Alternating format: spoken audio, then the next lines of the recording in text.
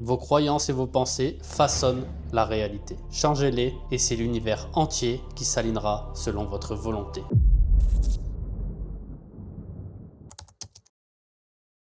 Et si je vous disais que depuis toujours, vous êtes le propre créateur de votre existence et que le monde autour de vous n'était que le reflet de votre propre esprit? Eh bien, c'est exactement ce qu'a démontré le panpsychisme quantique, mis en avant par Federico Fagin, affirmant que la conscience est ce qui fait émerger la réalité. En réalité, la matière est dérivée de l'esprit, soit de l'information structurée. Cela signifie qu'en transformant la façon dont vous percevez la réalité, et plus précisément votre paradigme, alors vous créez littéralement une nouvelle réalité. Si cela peut vous paraître absurde ou aller totalement à l'inverse de tout ce que vous avez appris jusqu'à présent, vous découvrirez qu'en fait cela a été prouvé par une infinité de preuves scientifiques, mais également que vous allez pouvoir en faire l'expérience même dans votre propre vie si vous écoutez bien cette vidéo jusqu'à la fin. Car, comme vous pouvez vous en douter, créer une nouvelle réalité ne se fait pas par miracle, mais grâce à un principe bien précis que vous utilisez tous les jours sans même vous en douter. Et lorsque vous maîtriserez ce principe, je peux vous garantir que vous serez parfaitement capable de créer la vie dont vous rêvez, littéralement. Il n'y aura plus de hasard ni de chance, mais seulement de la pure conscience. Alors, je vous invite à mettre un pouce bleu sur cette vidéo, car cela aide réellement à la mettre en avant pour le maximum de personnes, mais également à vous abonner à la chaîne, sans oublier d'activer la cloche. Pour commencer, déjà, qu'est-ce que le panpsychisme quantique et en quoi cette vision des choses va totalement transformer votre existence? Eh bien, le panpsychisme quantique est tout simplement une vision de la réalité mise en avant par le pionnier du microprocesseur Federico Fagin et Giacomo Moro d'Ariano, qui suggère que l'univers tout entier est un vaste champ d'énergie unifié et que la conscience, elle, est cette force consciente au cœur de ce champ d'énergie qui structure la réalité.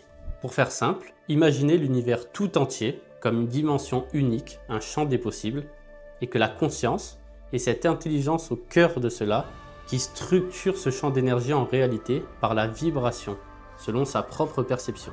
Ainsi, la réalité dans laquelle nous vivons est le fruit de ce que nous sommes, soit la façon dont nous nous considérons et percevons. Mais alors, peut-être vous demandez-vous, si l'esprit crée la réalité, alors pourquoi, quand je pense à un fruit par exemple, n'apparaît-il pas devant moi instantanément? Eh bien, c'est là qu'il va falloir faire la différence entre la pensée et l'esprit. L'esprit correspond à la somme de toutes choses, soit la façon dont vous percevez la vie dans son intégralité, incluant vos croyances profondes, vos émotions profondément ancrées, comment vous vous considérez, soit tout ce que vous êtes dans la totalité, incluant donc non seulement la façon dont vous vous percevez, mais également la manière dont vous vous percevez au sein de votre environnement. C'est ici qu'on en vient au terme de paradigme qui signifie modèle de la réalité. Si vous avez déjà regardé certaines de mes vidéos ou lu le Codex d'Elohim ou que vous vous êtes tout simplement déjà intéressé à ce sujet, vous avez sûrement déjà entendu ce mot. Le terme paradigme signifie en fait tout simplement le modèle que vous avez de la réalité. Eh bien, c'est ce modèle-là, soit tout ce que vous avez considéré comme étant, qui crée la réalité. Ainsi, pour l'exemple, il faut déjà croire en une chose pour la voir et non l'inverse. C'est le même principe pour toutes les innovations. Par exemple, Alexander Graham Bell, l'inventeur du téléphone, a déjà dû imaginer de communiquer à distance pour ensuite comprendre que la parole est une onde, puis donner forme à un objet capable de transmettre cette onde d'un bout à l'autre de la Terre instantanément. Et c'est seulement ainsi qu'est né le téléphone portable. Ce que je veux dire par là, c'est que pour amener une chose à la manifestation, que ce soit un objet physique ou une réalité vécue, il s'agit déjà de la concevoir, même si à l'instant T, elle n'est pas visible physiquement. Ce qu'il faut retenir, et je vous conseille même de noter cette phrase ou de la garder dans un coin de votre tête, est que si vous pouvez concevoir une chose, alors elle existe déjà. Sinon, comment pourriez-vous la concevoir? Maintenant, effectivement, il y a un processus de manifestation à suivre, mais une fois manifestée, elle peut être expérimentée et vécue. Pour reprendre l'exemple du téléphone portable avec Alexander Graham Bell, celui-ci a déjà dû imaginer que c'était possible de communiquer à distance, même si, pour la plupart des gens à cette époque, c'était impossible. Et c'est seulement en concevant cette idée, et en l'alimentant, qu'est venue une suite d'idées, jusqu'à la manifestation totale, se matérialisant donc sous forme d'un téléphone. Mais cela n'est qu'une voie parmi tant d'autres. Et aujourd'hui, pourquoi ne pas en venir à la capacité de communiquer à distance, mais par la simple pensée, sans avoir besoin d'outils comme le téléphone portable? Eh bien, cela c'est la télépathie, et cela existe bel et bien. Je pense que beaucoup d'entre vous le savent déjà et l'utilisent déjà, même sans forcément vous en rendre compte. Quand vous pensez à une personne et que cette personne vous appelle au même moment, ce n'est pas une coïncidence, mais de la télépathie. De même que lorsque vous pensez à quelque chose et que votre partenaire ou camarade y pense en même temps, et ainsi de suite. Il y a une multitude d'exemples ainsi. Cela est aujourd'hui prouvé et n'a rien de miraculeux. Il s'agit simplement d'en être conscient afin de développer cette faculté jusqu'à son plein potentiel. Les pensées sont des ondes et le cerveau un émetteur-récepteur. Donc évidemment, vous communiquez déjà avec votre environnement. Il s'agit juste d'en prendre conscience pour accroître et maîtriser de mieux en mieux cette faculté inhérente à tous. Mais ce qui nous intéresse vraiment ici, et je pense que c'est pour ça que vous avez cliqué sur la vidéo, c'est donc comment manifester une nouvelle réalité par l'esprit. Nous savons aujourd'hui que l'univers est un champ absolu unifié que l'on peut nommer Dieu, le principe, l'esprit ou la source. C'est vous qui choisissez. Tout se forme à partir de cette source ou ce principe. Et cette source est en vous, c'est vous. Cependant, il s'agit d'en avoir conscience afin d'unifier consciemment votre esprit avec celui du tout. Même si, je le rappelle, tout est déjà un. Mais simplement, le fait d'en avoir conscience est l'intelligence qui va vous permettre de vivre une vie consciente, voulue, et non une vie en mode pilotage automatique où vous avez l'impression de subir plein d'événements sans forcément en comprendre l'origine. Pour illustrer, la véritable conscience émerge lorsque vous commencez à projeter un désir de perfection de vous-même et commencez à vous observer pour vous transformer. De ce désir de perfectionnement de soi, vous allez commencer à vous observer et à vous perfectionner ainsi. De là, il s'agit de projeter l'idéal de toute perfection qui est Dieu. Dieu représente, comme je l'ai dit dans de nombreuses vidéos, la somme de toute substance, de tout pouvoir, de toute connaissance et de toute vie. C'est tout simplement l'amour. Je me permets d'affirmer cela pour le simple fait que j'en ai fait l'expérience et que toute personne ayant fait des EMI ou autres expériences similaires le savent également. Peut-être même que vous en avez fait l'expérience sans forcément le savoir. En fait, lorsque vous vivez une EMI ou une méditation poussée que j'appelle une méditation de mort, vous verrez que tout à coup, vous sentez partir comme une sorte de tourbillon où vous emplissez tout. Dans cet état, vous êtes toujours conscient, comme maintenant, simplement plus aucune pensée parasite ne vient et vous sentez que vous avez lâché prise sur tout, abandonné la réalité, votre visage, votre famille, etc., tout ce que vous avez construit. En fait, votre conscience n'est plus centrée sur les possibilités manifestées, soit ce que vous appelez votre vie, mais sur le tout, donc une sorte de néant ou un absolu. Dans cet état, c'est donc comme si votre corps était le tout. Vous vous sentez plus léger que l'éther même et la seule chose que vous ressentez est un amour absolu, ou comme on le dit souvent, un sentiment d'unité. C'est là que vous voyez qu'en dehors de la vie ou de toutes les choses que vous structurez, peu importe comment vous vivez votre vie, vous reviendrez et vous êtes toujours engendré par ce sentiment d'unité. En fait, quand il n'y a plus rien ou qu'il y a tout, la seule chose qui reste est l'amour, car c'est l'origine et l'aboutissement de toute chose. C'est de là que tout se forme. C'est donc de là que sort le mot sentiment d'unité, car c'est ce sentiment qu'on ressent tout simplement. Dans cet état, vous comprenez donc que la seule présence existante est la vôtre, et que vous, c'est Dieu. Ensuite, une fois que vous repensez, vous réengendrez un mouvement, soit la pensée, et alors focalisez votre attention sur une possibilité, et alors votre conscience se remet à percevoir à travers votre corps, à travers vos yeux, soit la lumière et donc la réalité manifestée. Ainsi, la mort n'existe pas, elle représente simplement un changement d'état, mais n'altérant rien qui nous sommes.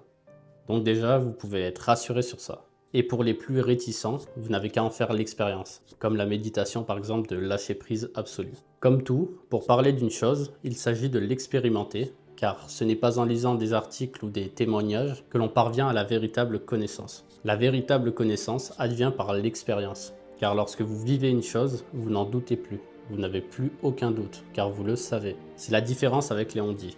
Comme pour l'exemple de la mort, dont j'ai parlé précédemment, le fait d'en avoir fait l'expérience est ce qui m'a permis de le savoir. Et une fois que l'on sait, alors peu importe les dires d'autrui, on ne doute plus.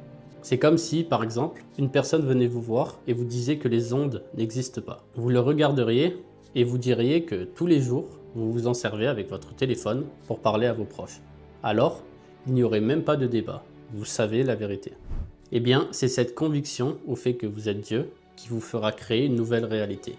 Et pour incarner cet état, il s'agit de prendre conscience de cette unité et de l'exprimer ici même sous forme d'amour. En fait, je parle beaucoup de l'amour, mais c'est tout simplement parce que le fait d'avoir conscience que tout est vous va automatiquement faire émerger votre sentiment d'unité, mais ici même à travers votre corps. Et c'est cette vibration qui va tout transformer dans votre vie. En fait, si vous deviez retenir une chose de cette vidéo, c'est qu'être amour n'engendrera que des situations harmonieuses. Comme tout se crée à partir de vous, à partir du principe que l'intérieur respire vers l'extérieur et vice-versa, être amour harmonise tout autour de vous. Et ainsi, les expériences qui se créent en esprit, que vous allez ensuite vivre physiquement, seront harmonieuses, toujours. Les accidents ne sont plus. Ensuite, pour ce qui est de l'amélioration de la vie au quotidien, il s'agit de vivre sa passion. Si l'aspect financier vous bloque, par exemple, alors sincèrement, consacrez du temps à côté à trouver votre passion, mettez-y de l'énergie et trouvez un moyen de la rémunérer. Cela vous permettra de vivre de votre passion et ainsi plus de temps pour vous consacrer au développement de soi. Mais comme tout, c'est un processus. Un arbre ne donne pas un fruit en un jour. Il s'agit déjà de semer la graine, donc l'idée, et de l'alimenter quotidiennement jusqu'à ce qu'elle porte ses fruits. Nous réussissons tout ce que nous entreprenons, donc entreprenez une réussite et vous présenterez la perfection. En dernier point, j'aimerais parler du point le plus important, celui que j'évoque fréquemment, la vie de l'homme-dieu. C'est la vie décrite dans le Codex d'Élohim que je vous invite à lire. Le livre fait seulement 92 pages, mais je peux vous garantir qu'il transformera votre vie à jamais. J'ai écrit ce livre quand j'ai terminé d'apprendre à me connaître moi-même. J'ai écrit la réalité telle qu'elle est. Si vous ne l'avez pas encore lu, sincèrement, c'est le moment et n'hésitez pas également à le partager à vos proches. Mais pour en revenir au sujet, j'évoque à chaque fois la vie du Dieu homme, ce moment où l'on vit totalement en esprit, où nos cellules se régénèrent à l'infini, où l'on se transpose instantanément d'un lieu à l'autre de l'univers, où l'on vole, où l'on manifeste tout objet du quotidien instantanément et une infinité d'autres capacités. Eh bien, pour moi, cela est juste le fruit de ce que l'on est. Comme si l'archétype de Dieu était pour l'homme ce que le papillon est pour la chenille, sa forme achevée. Bien sûr, on peut parvenir à ce résultat par une infinité de chemins, mais l'aboutissement est le même, Dieu. Mais comme tout, la vie suit un processus. Une phrase qui m'a beaucoup inspiré à ce sujet est celle-ci, dite par Frank Herbert, l'auteur du roman Dune. Le mystère de la vie n'est pas un problème à résoudre, mais une réalité dont on doit faire l'expérience. Si on interrompt un processus, on ne peut pas le comprendre. Pour le comprendre, il nous faut cheminer avec lui, l'embrasser, progresser à ses côtés et lâcher prise. Et pour moi, c'est exactement cela. Tout est déjà accompli et ce n'est pas une histoire de temps, mais de compréhension. Si nous ne voulons pas encore à l'instant T, ce n'est pas qu'il faut du temps, puisque le temps n'existe pas, mais que nous suivons le processus consciemment pour le comprendre. Notre conscience, tel un observateur, suit ce processus d'évolution de soi, ce qui donne cette impression de temps. Le temps n'est donc que l'illusion du processus. Et peut-être qu'en lâchant prise, nous pourrions aller au-delà du processus. Comme vous le savez, la physique quantique a révélé que l'esprit peut influencer la matière à travers des expériences célèbres comme la double fente de Young ou encore la dualité onde-particule. Mais ce que vous ignorez sûrement, c'est que des recherches bien plus profondes ont littéralement cassé tous les codes de la réalité. Et je dis bien cassé, car cela dépasse même l'imaginaire de Matrix. Comme par exemple le fameux mythe que le cerveau générerait notre conscience, alors qu'en réalité, ce serait plutôt l'inverse. Mais ça, on en reparlera plus tard. Si cela vous paraît incroyable, je vous invite à rester jusqu'à la fin, car ce que je viens de vous dire n'est que la partie visible de l'iceberg. Ce qui se cache dans les abysses de la physique quantique va vous choquer et il m'a fallu du temps pour le digérer, surtout la 11e expérience. Et je peux vous dire que vous ressentirez la même chose. Et ce n'est rien comparé à la toute dernière où je vous parlerai d'une EMI que j'ai moi-même vécue. Et franchement, ce qu'il y a de l'autre côté n'est vraiment pas ce que vous croyez. Mais je vous laisserai en juger par vous-même. Nous commencerons donc la vidéo par la surface en expliquant bien en détail ce qu'est la physique quantique et ses expériences connues, avant de plonger petit à petit dans les profondeurs jusqu'aux abysses, là où se cache la vérité sur qui nous sommes. Commençons donc par le commencement, la surface. Avant d'en venir aux premières expériences de cette vidéo, expliquons donc déjà ce qu'est la physique quantique et son importance cruciale. La physique quantique est une branche de la physique qui étudie le comportement de la matière au niveau atomique. Elle diverge de la physique classique car celle-ci se contente en partie d'établir des lois de la physique que nous connaissons bien, comme la gravité, l'espace-temps et autres, sur les phénomènes visibles, soit à grande échelle. Cependant, la physique quantique, elle, s'intéresse au comportement des particules qui composent la matière elle-même, soit donc à l'origine de la réalité. Pour faire simple, tout dans l'univers, que ce soit votre corps, votre cerveau, les objets qui vous entourent, les éléments ou encore même les planètes, est un assemblage de particules subatomiques formant ensuite des atomes, des molécules, jusqu'à former par exemple un corps dans son ensemble, un objet, un élément ou encore même une planète. Cela signifie en fait qu'en comprenant comment ces particules elles-mêmes se forment, alors on comprend comment la réalité elle-même se crée. Et ainsi, nous pouvons parvenir à l'influencer, voire même la structurer selon notre volonté. Ainsi, l'importance de la physique quantique est qu'au lieu de se voir soumis à notre environnement, eh bien, on change notre perception afin d'en devenir le maître. Cela pourrait amener à créer la réalité elle-même, amener tout objet ou toute chose à la manifestation instantanée, ou encore plus, à modifier la structure de la réalité elle-même.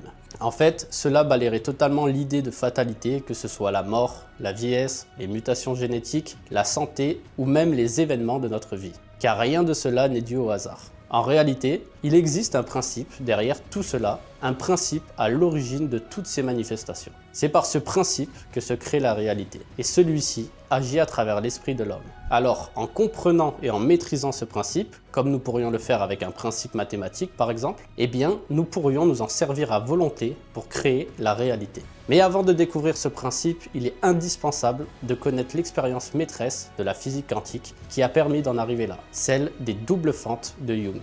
En 1801, un physicien anglais du nom de Thomas Young entreprit une expérience qui allait marquer un grand tournant dans notre compréhension de la réalité. À cette époque, une question majeure agitait l'humanité. La lumière est-elle composée de particules, comme de petites billes qui se déplacent en ligne droite, ou bien est-elle une onde, comme le son ou les vagues à la surface de l'eau? Pour tenter de répondre à cette question, Thomas Young imagina et créa un dispositif très simple. Il prit une plaque opaque, dans laquelle il fit deux fines ouvertures parallèles, qu'on appelle une double fente. Derrière cette plaque, il plaça un écran blanc. Puis, il fit briller une source de lumière en direction des doubles fentes. À ce moment, quelque chose de fascinant se produisit. Si la lumière n'était que des particules, on s'attendrait à voir apparaître deux bandes claires sur l'écran blanc, correspondant donc aux deux passages de la lumière, comme si l'on tirait, par exemple, au paintball. Mais au lieu de cela, ce qu'il observa fut un motif complexe de bandes claires et sombres alternées, exactement comme lorsqu'on fait interférer des vagues d'eau. C'est ce qu'on appelle un motif d'interférence. Autrement dit, la lumière ne passe pas par une seule fente ou l'autre, mais semble passer par les deux fentes en même temps, et donc se comporter comme une onde qui se superpose à elle-même. Thomas Young venait de démontrer que la lumière n'était pas uniquement une particule, mais qu'elle avait aussi une nature ondulatoire. Mais si, à cet instant-là, vous vous demandez en quoi cela est révolutionnaire,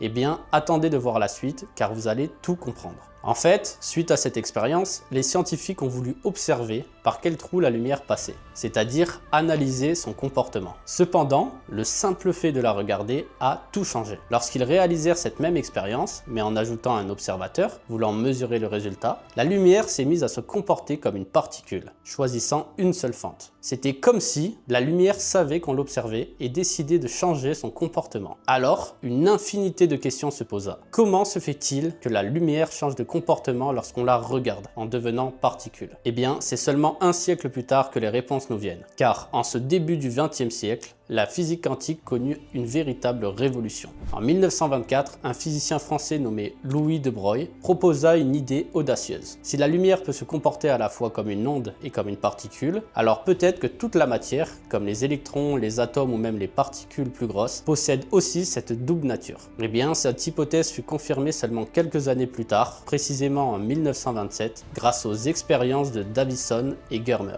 Ils firent passer des électrons à travers un cristal et observèrent non pas un simple impact de particules, mais bien un motif d'interférence, exactement comme des vagues qui se superposent. Autrement dit, non seulement la lumière, mais aussi les électrons, soit les briques de base de la matière, se comportaient comme des ondes. C'est ce qu'on appelle la dualité onde-particule, ou onde-corpuscule. En bref, chaque élément de la réalité, qu'il s'agisse de photons, soit les briques qui constituent la lumière, ou les électrons, soit la matière plus tangible, peut apparaître tantôt comme une onde, tantôt comme une particule. Pour faire clair, l'onde c'est comme un nuage de toutes les possibilités. Imagine par exemple un joueur de paintball qui pourrait tirer sa bille dans toutes les directions à la fois, avant même d'avoir choisi. Tant qu'il n'a pas tiré, toutes ces trajectoires existent en potentiel. C'est cela l'onde, soit un champ de possibilités infini. La particule, quant à elle, c'est quand la bille est effectivement tirée par le joueur et qu'elle suit un seul chemin précis. Parmi toutes ces possibilités de l'onde, une seule devient réelle et se manifeste. La particule, c'est donc une possibilité de l'onde manifestée. Mais un mystère mystère encore plus profond apparaît lorsqu'on introduit ce qu'on appelle l'observateur. Dans l'expérience de Jung, tant que personne ne cherche à savoir par quelle fente passe la lumière ou les électrons, ceux-ci se comportent comme des ondes, en passant par les deux ouvertures à la fois et en créant un motif d'interférence. Mais dès qu'on installe un appareil pour mesurer, c'est-à-dire dès qu'on observe le phénomène, tout change. La lumière ou les électrons cessent de se comporter comme des ondes et se réduisent à une seule particule qui choisit une seule fente. Alors, qu'appelle-t-on vraiment un observateur? Celui qui fait l'expérience la regarde toujours, donc en soi, il y a toujours un observateur, non?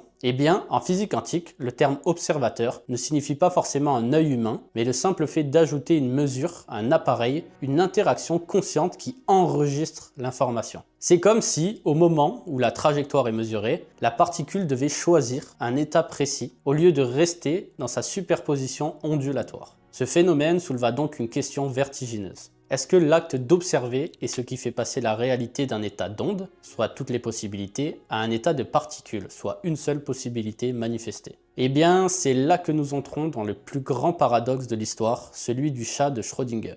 En 1935, le physicien Erwin Schrödinger mise en avant une expérience de pensée qui va vous retourner le cerveau. Dans cette expérience, Erwin imagine un chat enfermé dans une boîte fermée dans laquelle se trouve un mécanisme relié à un atome radioactif. Si cet atome se désintègre, il déclenche un dispositif qui libère un poison tuant le chat. Mais si l'atome reste intact, rien ne se passe et le chat reste en vie. Ainsi, tant que la boîte reste fermée, personne ne peut savoir ce qui se passe à l'intérieur. Et selon la logique quantique, l'atome est alors dans un état de superposition, soit donc d'ondes et de particules, ce qui signifie qu'il est à la fois désintégré et intact. Par conséquent, le chat, composé lui aussi d'atomes, se retrouve dans une superposition d'états. Il est à la fois mort et vivant. Ce n'est que lorsqu'on ouvre la boîte, c'est-à-dire lorsqu'on observe, que le système est forcé de choisir une option bien précise. Soit l'atome s'est désintégré et le chat est mort, soit l'atome est resté intact et le chat est vivant. En d'autres termes, dans cette vision, le résultat n'existe pas avant qu'on observe. Ce paradoxe a évidemment déclenché une infinité de questions. Certains ont dit que c'était absurde car un chat ne peut pas être à la fois mort et vivant,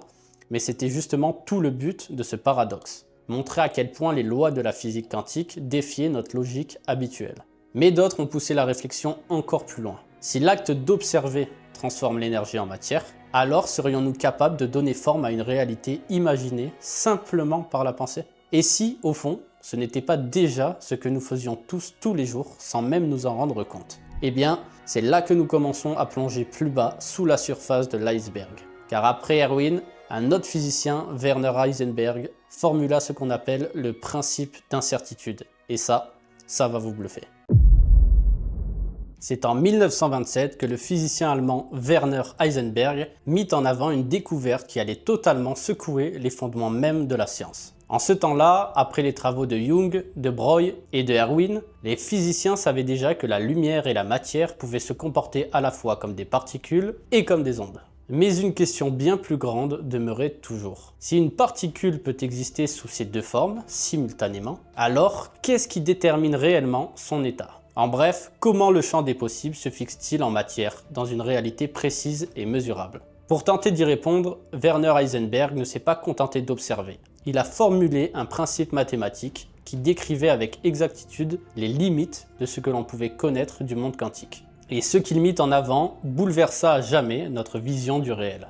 Car voici ce qu'il a découvert. Plus l'on essaie de mesurer la position exacte d'une particule, moins on peut connaître sa vitesse. Et inversement, plus on mesure précisément sa vitesse, plus sa position devient floue. C'est ce qu'on appelle le principe d'incertitude. Mais attention, cette incertitude n'est pas une erreur des instruments de mesure, ni un défaut technique. C'est une loi fondamentale de la nature elle-même. En d'autres termes, il est absolument impossible de connaître en même temps la position et la vitesse exacte d'une particule de cette façon-là. Mais ce mystère va encore plus loin, car si l'on ne peut pas savoir à la fois où est une particule et à quelle vitesse elle va, alors il devient également impossible de prédire exactement où et quand elle apparaîtra. Nous savons seulement qu'elle a une probabilité d'apparaître ici plutôt que là, mais jamais de certitude absolue, d'où le nom principe d'incertitude. Et pourtant, nous le savons, le hasard n'existe pas. Alors, qu'est-ce qui fait qu'une onde, au moment de devenir particule, choisit cette possibilité plutôt qu'une autre? Qu'est-ce qui détermine qu'elle apparaît à tel endroit et pas ailleurs? C'est là que le mystère s'épaissit. Qui ou quoi est à l'origine de ce changement d'état? Comment, à partir d'un champ de toutes les possibilités, La réalité choisit-elle une seule et unique manifestation que nous constatons tous? Ce questionnement, jusqu'à récemment, demeura l'un des plus grands secrets de la physique. Mais à l'époque, une réponse a commencé à se dessiner. Une réponse qui allait marquer un tournant majeur dans l'histoire de la science. Et cette réponse se trouve dans la prochaine expérience. C'est durant la même année, en 1927, que naquit l'expérience ayant véritablement marqué un tournant dans l'histoire de l'humanité, l'interprétation de Copenhague. Formulée principalement par le physicien Niels Bohr et épaulée par Werner Heisenberg, Max Planck et Pascual Jordan, cette interprétation allait marquer un tournant dans notre compréhension de la réalité. Débutant sur une question simple qui fut: si une particule existe à la fois comme onde et comme particule, et si l'on ne peut pas connaître avec exactitude où et quand elle apparaîtra, alors qu'est-ce qui détermine vraiment la réalité que nous observons? La réponse de Niels Bohr et Werner Heisenberg fut radicale. La réalité n'existe pas de manière définie avant d'être observée. Tant qu'aucune mesure n'est effectuée, la particule n'est pas quelque part ni dans un état précis. Elle est dans une superposition de toutes les possibilités, comme une onde en attente. Ce n'est que lorsque l'on observe et que l'on mesure que cette superposition s'effondre et qu'une réalité se manifeste. On appelle cela un effondrement de la fonction d'onde. En d'autres termes, selon l'interprétation de Copenhague, l'acte même d'observer joue un rôle créateur. L'observation ne se contente pas de révéler une réalité déjà présente, elle contribue à la faire exister sous une forme déterminée. Ce fut un bouleversement immense car jusque-là, la science classique voyait la réalité comme quelque chose de fixe, d'indépendant de nous. Or, ici, la physique quantique venait de dire que sans observation, il n'y a pas de résultat concret. La matière elle-même reste indéfinie comme une mer de potentialités tant qu'aucun observateur ne l'oblige à choisir.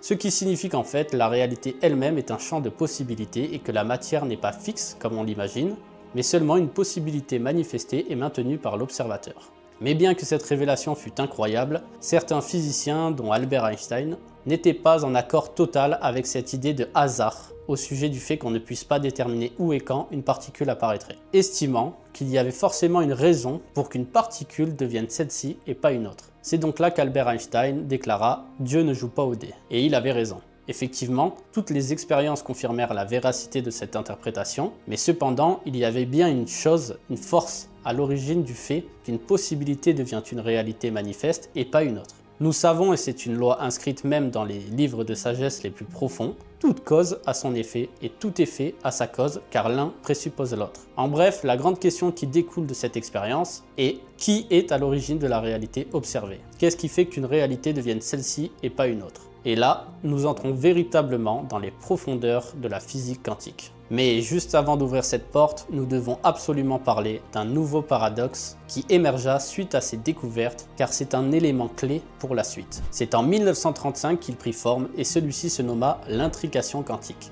Cette idée fut formulée par Albert Einstein, Boris Podolsky et Nathan Rosen dans ce qu'on appelle aujourd'hui le paradoxe EPR. Leur but était simple, similaire à celui de Erwin avec l'expérience du chat, montrer que la mécanique quantique, telle qu'on la concevait alors, ne pouvait pas être complète, qu'une pièce manquait forcément au puzzle.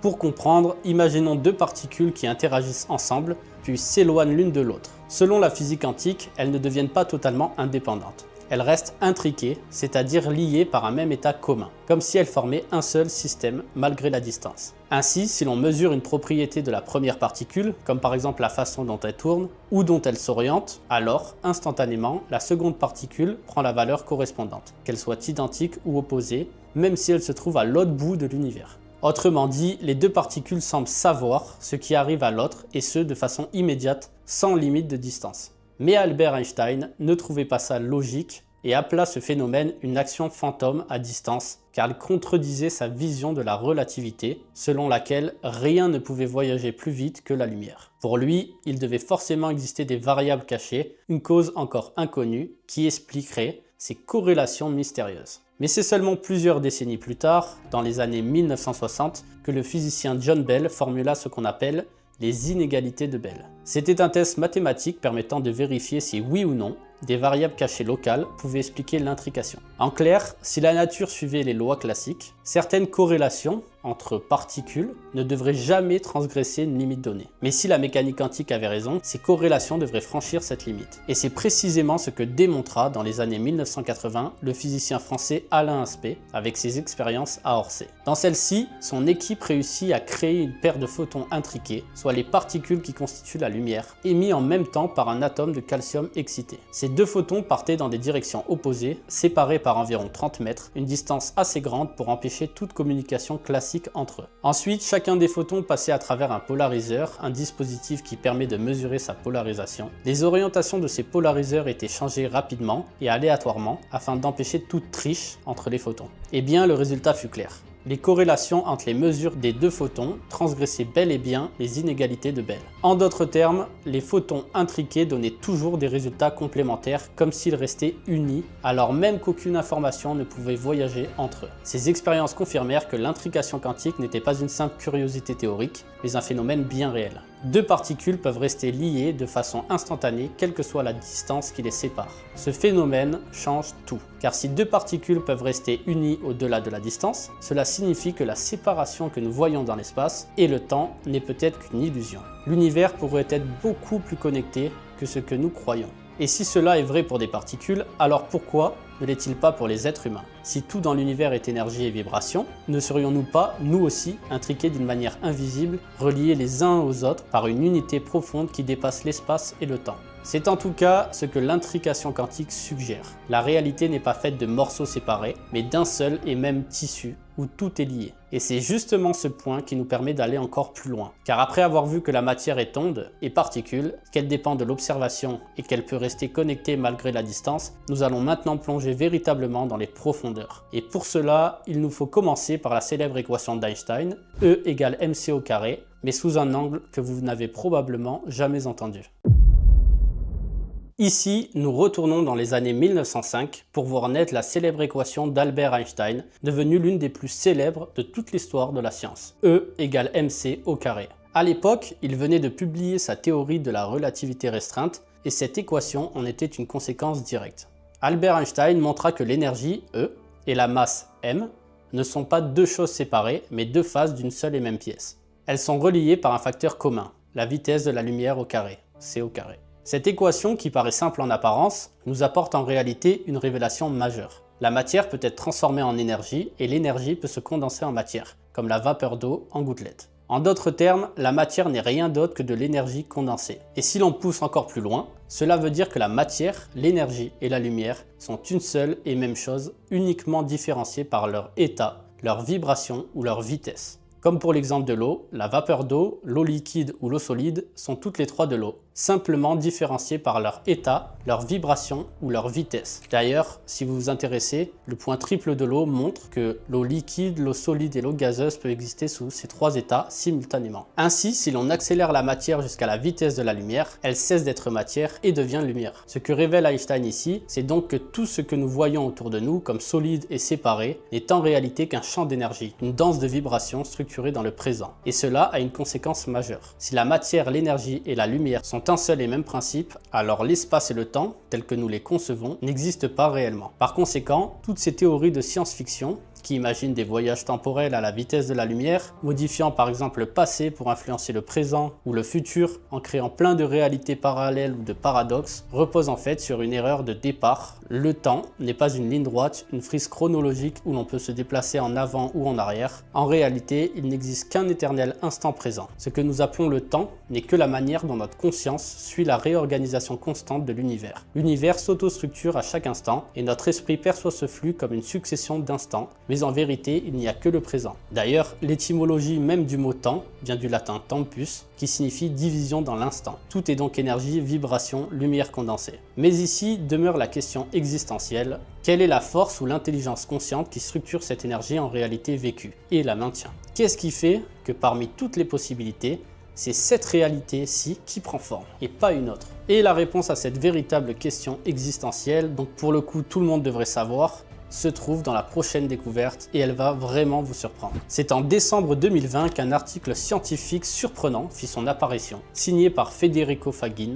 le pionnier du microprocesseur, et le physicien Giacomo Moro d'Ariano. Intitulé Hard Problem and Free Will, il s'attaquait à l'un des plus grands mystères de la science moderne, le fameux Hard Problem, formulé par David Chalmers. Ce problème peut se résumer ainsi. Comment l'activité physique du cerveau pourrait-elle produire une expérience intérieure, subjective et consciente? Autrement dit, comment des impulsions électriques et des réactions chimiques pourraient-elles donner naissance à la sensation d'être soi, à la pensée, à la joie, à la douleur, à l'expérience de la vie, tout simplement? Eh bien, la réponse de Fagin et de Dariano fut radicale. La conscience n'est pas produite par le cerveau. Elle est à l'origine de tout. Si cette réponse peut vous surprendre, restez réellement jusqu'à la fin, car ce qui se trouve dans les abysses va vraiment vous surprendre, et bien plus que vous ne pouvez l'imaginer. Ça va vraiment marquer un tournant, je pense, dans votre existence. Ainsi, pour en revenir au sujet, selon eux, seuls les systèmes quantiques purs possèdent la capacité de vivre une expérience intérieure. Pourquoi? Parce qu'ils ont une propriété unique, leur état est inaccessible depuis l'extérieur. En physique, on appelle cela la confidentialité de l'état quantique, démontrée par deux lois fondamentales. Le théorème du no-cloning, qui affirme qu'on ne peut pas copier un état quantique inconnu. Le théorème de Olevo, qui prouve qu'on ne peut extraire qu'une partie limitée de l'information d'un système quantique. Mais pour faire simple, cela signifie que chaque état quantique pur possède une dimension intérieure, vécue, privée et qu'aucun autre ne peut percevoir. Et c'est exactement ce que nous appelons la conscience. En bref, l'expérience de la vie est unique à chacun et se crée de l'intérieur vers l'extérieur. De cette conscience fondamentale émerge ensuite la matière comme une condensation progressive de l'information pure en forme visible. Autrement dit, ce n'est pas la matière qui crée l'esprit, mais l'esprit qui, en ralentissant, en percevant des possibilités, devient matière. Dans cette vision, chaque être est un système quantique unique qui crée et structure sa propre réalité de l'intérieur. Les pensées, les perceptions, les couleurs, les émotions ne sont pas importées du monde extérieur, mais générées depuis ce champ intérieur. Le corps humain, dans cette compréhension, n'est qu'un véhicule de la conscience. Le cerveau, tel une radio, ne produit pas la conscience, il la capte. Le corps est comme un drone exécutant les décisions libres et conscientes de l'esprit. Et cet esprit, cette conscience, c'est toi, c'est moi, c'est nous. C'est cela le panpsychisme quantique. La conscience est la base de toute réalité. Elle est la force en arrière-plan, le véritable observateur qui fait passer l'onde en particule et la particule en onde, qui transforme l'énergie en matière et la matière en énergie, et vice-versa. Elle est la clé invisible qui unifie tout en un. Et c'est ici que nous montons encore en intensité, car si la conscience est cette force unificatrice, alors la réalité n'est pas seulement façonnée par elle, elle est elle. Mais comme vous vous en doutez sûrement, cela ouvre sur une question encore plus grande. Comme d'habitude. Si la conscience est la source, alors l'univers lui-même pourrait bien être une expression de cette conscience. Une logique qui se pense elle-même, un jeu où l'observateur et l'observé ne font qu'un. Et c'est précisément ce que nous allons explorer dès maintenant, avec une vision encore plus profonde, le CTMU. C'est en 1994 qu'une révélation d'une profondeur inédite fit son apparition, proposée par Christopher Langan, un grand penseur reconnu pour sa façon de penser extrêmement intéressante. Cette révélation se nomme le CTMU, que l'on pourrait traduire en français par modèle cognitif théorique de l'univers. Le CTMU affirme une idée radicale: l'univers n'est pas un simple amas de matière évoluant par hasard, il est une structure vivante, consciente, auto-organisée qui fonctionne comme un langage. Pour être clair, cela signifie que l'univers n'est pas seulement un objet que nous observons de l'extérieur, il est à la fois l'observateur, l'observé et le processus d'observation. Christopher Langan explique que l'univers agit comme un langage qui se traite et s'auto-organise lui-même, ce qu'il appelle un langage autoconfigurant et auto-traitant. Autrement dit, l'univers est une auto-simulation consciente. Il se génère, se lie et se comprend par lui-même. Ce que nous appelons Dieu ou la source n'est rien d'autre que l'univers dans sa totalité, vu comme une conscience absolue capable de se percevoir et de se structurer par sa propre intelligence. Et dans cette vision des choses, l'homme n'est pas différencié de Dieu, mais en est l'expression même. Mais pour ceux qui seraient interpellés par le mot Dieu dans cette vidéo sur la physique quantique, eh bien sachez que tout physicien en vient forcément à cet aboutissement. Dieu est esprit et l'homme est esprit. Cependant, l'idée que vous avez de Dieu n'est peut-être pas celle dont nous allons parler. Donc restez bien jusqu'à la fin car vous avez peut-être construit une image sur ce mot qui ne représente pas du tout ce dont nous allons parler par la suite. C'est la raison pour laquelle je vous conseille d'écouter attentivement et de ne tirer vos conclusions qu'à la fin de la vidéo, surtout que c'est qu'à ce moment-là que vous comprendrez tout. Si vous interrompez un processus au milieu, vous ne pourrez pas le comprendre, c'est comme un film. Alors soyez patient. Pour reprendre, le CTMU fait donc naître une question bouleversante d'ordre existentiel qui est: et si la réalité tout entière n'était pas une mécanique aveugle, mais une intelligence vivante qui s'auto-simule, se connaît elle-même et se structure à travers nous? Et c'est ici que nous atteignons une étape clé de notre exploration. Nous comprenons que matière, énergie et conscience ne sont pas séparées, elles sont un seul et même principe, s'auto-organisant dans l'éternel instant présent. Mais bien sûr, cette révélation ouvre aussi une autre question immense. Si l'univers est cette conscience qui s'auto-simule elle-même et que nous sommes à la fois l'énergie et celui qui la façonne, alors comment se servir de cette connaissance dans nos vies quotidiennes pour créer par exemple la réalité parfaite, comme avoir un corps qui se régénère à l'infini, une santé éternellement parfaite, une vie abondante, etc. etc. Eh bien, c'est ce que nous allons explorer dans la prochaine partie, à travers des cas concrets où l'esprit a directement influencé de manière concrète et prouvée le corps ou la réalité. Grâce au travail de l'Institut HeartMath et aux expériences de Joe Dispenza, nous allons voir comment, par l'esprit, de nombreuses personnes ont pu guérir de maladies dites incurables, créer de nouvelles connexions neuronales sans même bouger le petit doigt, ou encore même, accrochez-vous, transformer des événements du passé en priant dans le présent. Ici, la théorie prend tout son sens lorsqu'elle se vit. Juste un petit point avant de poursuivre, si à cet instant vous avez encore plein de questions en tête ou si vous vous demandez en quoi cela va vous servir dans votre vie, eh bien la réponse est à absolument tout, à transformer littéralement votre existence à votre image. Donc vraiment, restez bien jusqu'à la fin car vous allez tout comprendre au dernier instant de la vidéo. Et au passage, je vous invite à mettre un gros pouce bleu si vous appréciez ce genre de contenu car cela aide véritablement à mettre cela en avant dans l'algorithme. N'oubliez pas également de vous abonner et d'activer la cloche pour ne rien manquer. Poursuivons. Ici, nous entrons dans une dimension plus concrète avec des expériences menées par le neuroscientifique Joe Dispenza en collaboration avec l'Institut HeartMath, qu'il a partagé dans ses ouvrages Devenir super conscient et Le placebo c'est vous. Bien sûr, toutes ces expériences ont été réalisées dans un cadre scientifique rigoureux et les résultats sont vérifiés et vérifiables. La première est sans doute l'une des plus impressionnantes. Dans celle-ci, le docteur Joe Dispenza réunit un groupe de participants d'âge et de profils variés à qui il demande de pratiquer chaque jour seulement 15 minutes de méditation en cultivant consciemment des émotions élevées comme la gratitude, l'amour ou encore la joie. En parallèle, les chercheurs analysèrent leur organisme avant et après l'expérience. Eh bien, le résultat fut incroyable car en seulement un mois, le taux d'immunoglobuline A, qui est un anticorps surpuissant, bien plus que n'importe quel vaccin ou médicament, augmenta de plus de 50 à 70%. En plus de cela, s'ajouta une baisse significative de l'hormone du stress, soit le cortisol, d'environ 20%. En d'autres termes, en ressentant simplement de l'amour et de la gratitude, le corps devenait plus fort que sous l'effet de n'importe quel vaccin ou médicament. Imaginez maintenant ce que cela donnerait si c'était votre état d'être naturel, quotidien. La seconde expérience, elle, concerne le pouvoir de la visualisation sur le cerveau. Dans cette expérience, deux groupes de volontaires furent constitués.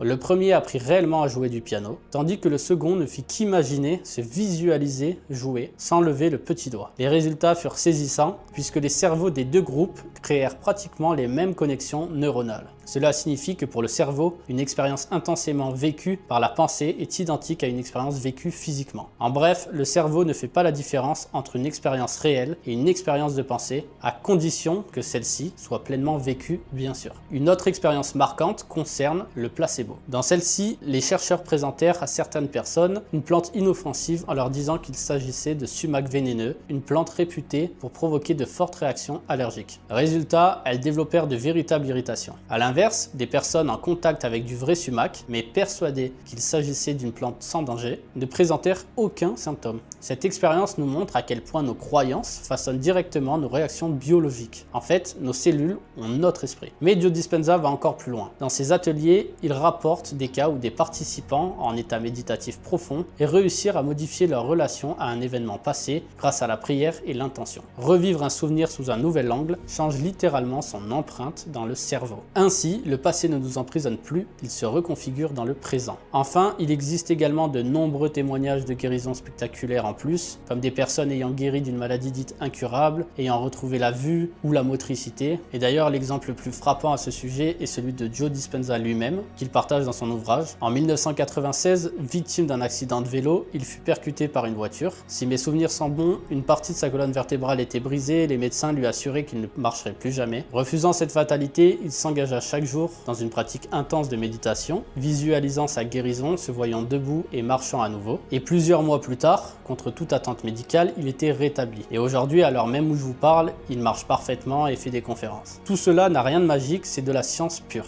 De nombreuses personnes ont parfois affirmé que la science n'avait pas prouvé telle ou telle chose, mais finalement, qu'appelez-vous vous-même la science? Vous avez pu le voir dans cette vidéo, certaines expériences datent parfois de plusieurs siècles, sans parler de nombreux ouvrages philosophiques ou spirituels qui expliquaient déjà cela depuis bien longtemps. Ce que je veux vous dire ici, c'est qu'il y a un moment où il faut avancer et voir la réalité selon l'angle qui vous est bénéfique. Si cette conception de la réalité où vous en êtes le maître plutôt que la victime vous plaît, alors penchez-vous-y et tenez-vous-en, afin de créer la réalité et de vivre la vie comme vous l'entendez. Mais maintenant, nous allons entrer dans les abysses, et là, je vous le dis, ça va être un tout autre niveau. Jusqu'à présent, nous avons été soft, mais là, nous allons aller très très loin. Tout commence avec la déclassification d'un dossier officiel de la CIA intitulé « Analyse et évaluation du processus Gateway ». Avant d'entrer dans son contenu, laissez-moi vous expliquer pourquoi j'ai choisi de placer ce dossier dans la partie des abysses. La raison est simple, c'est le document qui m'a fait le plus d'effet dans ma vie. Quand je l'ai lu pour la première fois, il m'a vraiment fallu du temps et plusieurs jours digérer ce qui était écrit. Et plus encore, il fut à l'origine de l'expérience la plus importante de toute ma vie, mais celle-ci, je vous la raconte juste après. Alors, qu'est-ce que ce dossier exactement et que dit-il? Publié en 1983 et longtemps resté classifié, il fut rédigé dans un cadre militaire mais avec la participation de scientifiques de renom. Ce qui le rend si important, c'est qu'il ne s'agit pas d'un simple article ou d'une spéculation, c'est un document officiel, sérieux, élaboré dans un cadre gouvernemental. Et dès les premières étapes, le ton est donné. Avant même de poursuivre la lecture, les auteurs insistent, il est crucial de comprendre que l'énergie et la matière ne sont pas deux choses différentes, mais deux états d'une même réalité. Tout ce qui existe, l'univers, le corps humain, le cerveau est énergie. C'est dans ce cadre que le psychologue Keith Floyd exprima une phrase bouleversante: le cerveau ne crée pas la conscience, c'est la conscience qui crée l'apparence du cerveau. Cette phrase seule renverse tout ce que nous pensions savoir. Le dossier définit alors la conscience comme la fonction intelligente de l'esprit, c'est-à-dire l'esprit qui s'analyse lui-même. La conscience, c'est l'esprit qui s'observe, qui se connaît, qui se réfléchit. Et voici la révélation. La réalité que nous vivons n'est rien d'autre que l'écho de ce que nous sommes. Nous sommes l'esprit fondu dans une unique dimension qui se nomme l'absolu ou le champ des possibles. En bref, cette dimension est unique et emplit l'espace infini. C'est un champ d'énergie pure similaire d'apparence à un néant où toutes les possibilités existent déjà. C'est tout et rien à la fois. Notre esprit est donc ce champ des possibles. C'est ici que l'esprit exerce sa fonction connue sous le nom de conscience. La conscience, elle, représente le niveau d'attention que l'esprit porte sur lui-même. Pour faire simple, c'est par la conscience qu'une réalité se structure de telle ou telle manière, en fonction de ce que l'esprit capte dans ce champ quantique. C'est son degré de conscience d'elle-même, on va dire, qui s'occupe de donner telle ou telle forme à quelque chose, telle ou telle capacité, mais également à structurer l'univers de telle ou telle manière. Et ainsi, l'homme correspond en réalité à l'esprit total, s'étant donné forme. Cela signifie que l'être humain n'est pas un grain de sable dans l'univers, comme le pensait la physique classique, mais qu'il est l'univers conscient de lui-même. C'est à travers l'homme que la conscience, que l'univers se perçoit elle-même, s'auto-stimule et s'auto-transforme. En fait, vous pourriez vous dire, mais si cela était le cas, comment n'en aurais-je pas conscience? Eh bien, il est justement là le problème, on va dire. Nous sommes si libres, si absolus, que nous pouvons nous réduire jusqu'au niveau le plus bas, par exemple comme beaucoup plus bas que le niveau de conscience de l'animal, comme nous pouvons nous élever jusqu'à notre plein potentiel le plus absolu, ce qu'on appelle souvent, dans les livres de sagesse, les maîtres. Soit l'être humain, tout simplement, sous sa forme parfaite, maîtrisant parfaitement son esprit et donc capable de façonner la substance universelle instantanément. En d'autres termes, pour imager ça simplement, être capable de manifester tout objet du quotidien instantanément, de transposer son corps d'un bout à l'autre de l'univers instantanément également, de se régénérer, de voler et bien plus encore. Les attributs sont illimités. Mais l'erreur, souvent, lorsqu'on affirme ce propos, c'est de croire qu'il faut avoir ces capacités pour en être conscient, alors que l'univers fonctionne totalement à l'inverse. Par exemple, prenons l'exemple d'un pommier. Celui-ci est avant tout une graine tendant vers son idéal de pommier. Ensuite, c'est avec cette conscience de pommier qu'il finit par donner forme à des fruits. Il n'attend pas d'avoir des fruits pour être un pommier, mais projette la pomme pour la construire. Eh bien, c'est identique pour l'homme. C'est-à-dire qu'avoir conscience d'être l'univers, l'absolu ou Dieu, chacun choisit le nom qui lui convient, est le premier pas qui permet à l'esprit d'avoir conscience de lui-même. À partir de là, votre paradigme, soit le modèle que vous avez de la réalité, se retransforme selon ce nouvel état de conscience, cette nouvelle vibration. Si vous ne comprenez pas comment la vibration agit sur la matière, je vais vous montrer un exemple simple. À l'écran, vous voyez ce qu'on appelle une plaque de Chladni. Dans cette expérience, on saupoudre simplement du sable fin, donc de la matière, sur une plaque. Puis, on la fait vibrer à l'aide d'un archet de violon ou d'une musique. Et selon la vibration, le sable se réorganise de telle ou telle manière, de façon de plus en plus harmonieuse selon la fréquence, et tout en unité si vous voyez bien. Et bien maintenant, voyez votre esprit comme la vibration au cœur de cet univers qui structure constamment votre corps ainsi que la réalité que vous percevez, de l'intérieur vers l'extérieur comme la respiration. En ayant conscience que vous êtes l'esprit du tout, donc Dieu ou l'absolu, vous reconnaissez votre environnement extérieur comme étant vous-même. en fait. Et c'est là qu'on en vient au principe. En comprenant que l'environnement autour de vous est votre, que vous êtes finalement à la maison et que vous êtes l'esprit lui-même, en vous-même, vous allez incarner ce qu'on appelle un sentiment d'unité. C'est l'amour absolu qui correspond en fait à la vibration de la conscience qui se perçoit elle-même. C'est ce qu'elle ressent. Cette vibration, comme celle des plaques de Chladni, est si élevée en fréquence qu'elle réorganise la matière parfaitement. C'est cette vibration, soit l'amour absolu ou le sentiment d'unité, qui permet d'engendrer dans sa vie uniquement des situations harmonieuses, et ce, éternellement. Car avant qu'un événement ne se produise dans la réalité, il est d'abord structuré en esprit, comme la gouttelette d'eau qui est d'abord en vapeur avant de se condenser en gouttes et tomber sur Terre. Elle passe de l'invisible au visible. Eh bien, dans la grande expérience que nous appelons la vie, les événements se structurent d'abord en esprit avant de se manifester sur Terre. C'est la raison pour laquelle j'insiste sur le fait qu'il s'agit de se concevoir comme parfait, éternel et immuable pour manifester cette réalité, et non pas attendre de vivre cette réalité pour en avoir conscience. Pour récapituler donc ce document le plus simplement possible, c'est votre conscience qui structure votre cerveau, votre corps et l'univers. Vous êtes déjà éternel car l'information ne meurt jamais, et pour vivre la vie parfaite sur Terre, il s'agit de l'incarner consciemment afin de la manifester physiquement. Avoir conscience d'être esprit est ce qui permet à la matière elle-même d'apparaître pour ce qu'elle est, esprit. Si vous souhaitez lire le document complet, il est soit disponible sur le site officiel de la CIA en anglais, soit traduit en français par moi et donc disponible à télécharger gratuitement sur mon académie en ligne. Je vous mets les liens dans la description. Nous arrivons donc à la dernière expérience qui n'est d'autre que la mienne.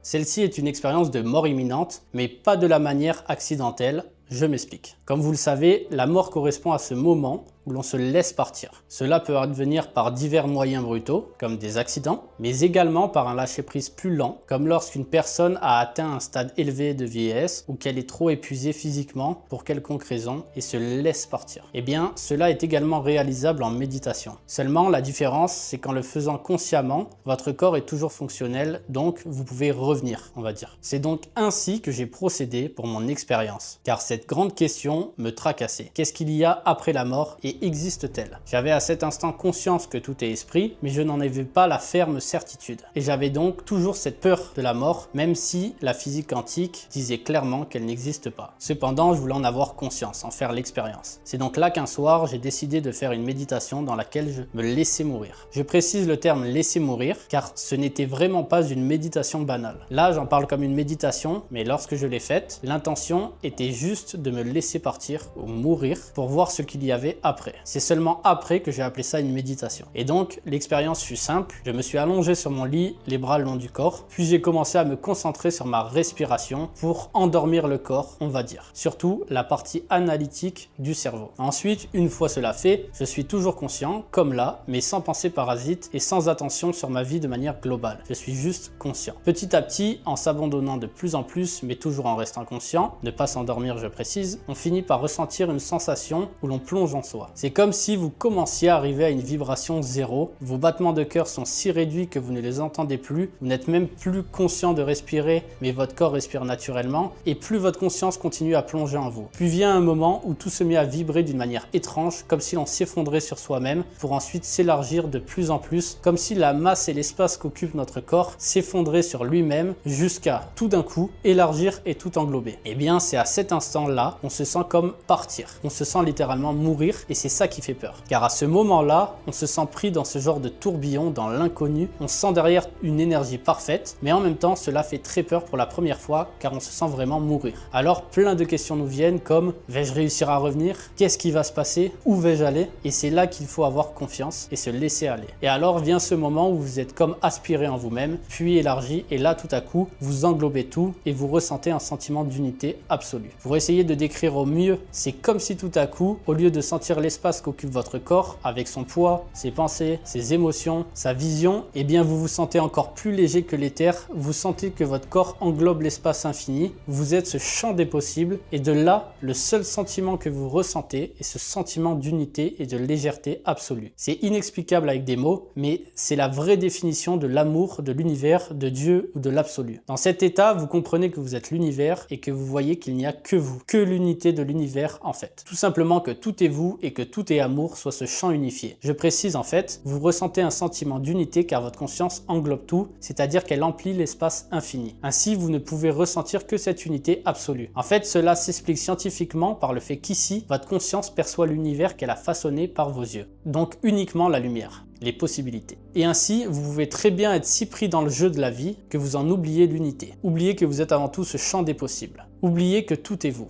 Mais cet état de mort, de relâchement total, vous rappelle que vous êtes ce que vous êtes. Et que peu importe comment vous vous considérez, votre nature parfaite demeure inchangée. Car tôt ou tard, vous prendrez conscience que vous êtes cette unité. Et donc, pour en venir à la conclusion finale, qui je précise relève de ma propre expérience, j'en ai compris qu'il s'agissait d'incarner ce sentiment d'unité ici même pour se réveiller en quelque sorte et ainsi réveiller la matière au même degré que l'esprit. Et que ce réveil ou cette prise de conscience est ce qui transmet cette information à vos cellules ainsi qu'à l'environnement autour de vous et alors celui-ci se restructure selon ce nouvel état de conscience, cette nouvelle vibration. Et donc pour en faire une conclusion scientifique, je dirais que ce qu'on a toujours appelé la mort est simplement le moment où notre conscience a son attention sur l'onde, soit le champ des possibles, et la vie lorsque la conscience a son attention tournée sur la particule, soit la réalité visible. Alors il s'agit d'avoir conscience que les deux sont une, que vous êtes à la fois le créateur et la création et qu'ainsi l'histoire de la vie s'écrit à travers vous. Alors écrivez celle qui vous passionne le plus. C'est d'ailleurs ici que pour ma part, j'ai décidé d'écrire mon premier livre qui est le Codex d'Elohim, dans lequel j'ai transcrit en fait la réalité telle que je la voyais. 13 principes clairs pour comprendre le principe unique, l'incarner et transformer votre vie grâce à lui. Ça a été pour moi un guide de vie qui m'a permis d'ajuster ma vie en fonction de ces principes afin de ne pas dévier du chemin que j'ai tracé. Vous avez été nombreux à le lire et à l'apprécier et je vous en remercie infiniment pour ça. Pour ceux qui ont déjà lu le Codex et auraient aimé une histoire qui l'accompagne, j'ai justement écrit à la suite de celui-ci Elohim au royaume des merveilles, qui lui est un roman initiatique qui vous permettra de vivre ce cheminement spirituel en même temps que le personnage. Vous découvrirez comment un quotidien ordinaire est devenu mystique. Je vous mets tous les liens en description.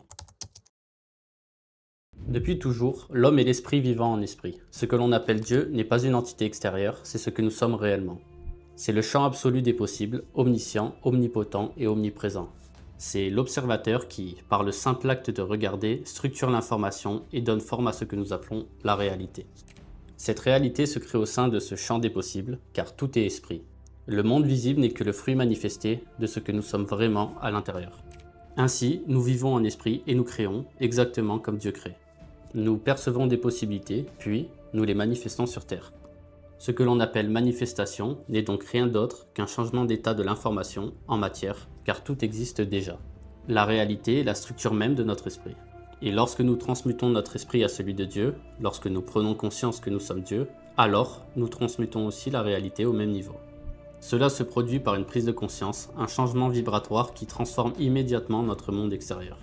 Nous avons appris à créer avec nos mains, mais il faut comprendre que la réalité se crée constamment à travers nous, par notre état d'être et par notre vibration. Ce n'est pas parce que nous n'avons pas façonné la Terre avec nos mains que nous n'en sommes pas à l'origine. Nous façonnons par la vibration.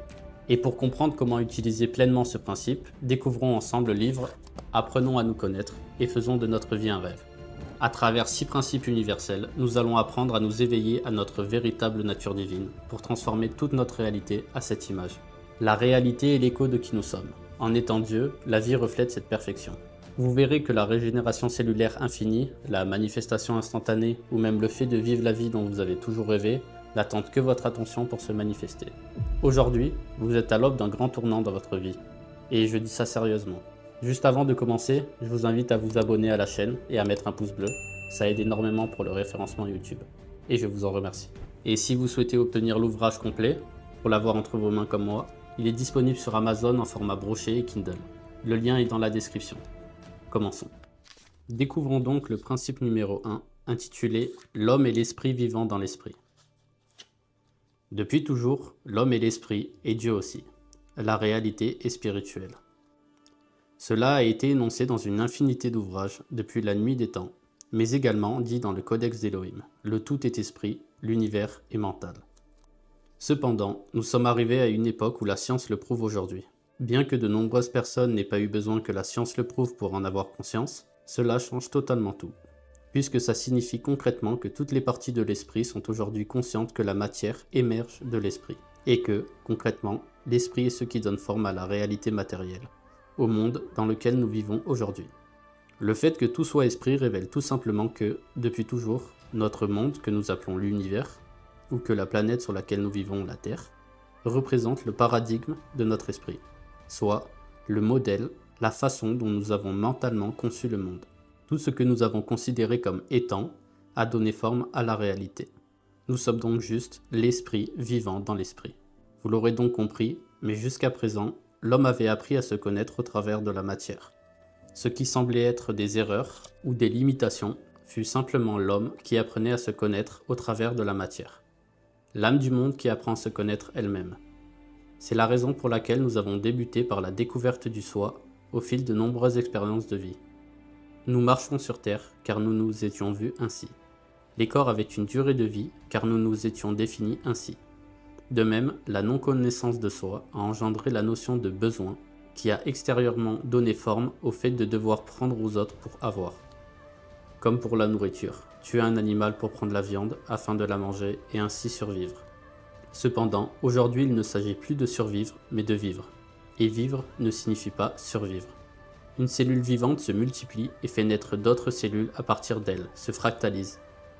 L'homme qui vit fait naître d'innombrables infinies créations par lui. Ainsi, le maître ne prend pas aux autres, il fait émerger et naître les choses à partir de lui-même. La multiplication n'est pas une division, elle ne consomme pas d'énergie mais l'accroît. J'aimerais ici qu'on comprenne et intègre donc une notion réellement importante, qui est que l'ancien disparaît pour laisser place au nouveau. Il essuiera toute larme de leurs yeux, et la mort ne sera plus, et il n'y aura plus ni deuil, ni cri, ni douleur, car les premières choses ont disparu. Expliquons la phrase précédente, ensemble. Cette citation fait allusion au moment de l'Apocalypse, qui met fin à l'ancien pour laisser place au nouveau.